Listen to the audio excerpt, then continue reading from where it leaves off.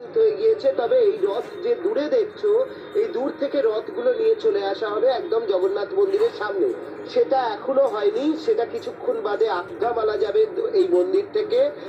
থেকে রথের কাছে আজ্ঞা মালা যাবে, আজ্ঞা পাওয়া হবে এবং তারপরে এই তিনটি রথকে নিয়ে চলে আসা হবে মন্দিরের সামনে। তার কারণ কালকে পহন্ডির মাধ্যমে তিনটি বিগ্রহই রথে আরূঢ় হবে এবং যেরকমটা জানা যাচ্ছে আজকে নেত্র উৎসব এবং নবযৌবন বেশ হয়েছে এবং তারপরে বহুদিন আমরা জানি যে এর জ্বর হয়েছিল জগন্নাথ দেবের এবং তারপরে আজকেই প্রথম জগন্নাথ দেব তিনি দর্শন দিয়েছেন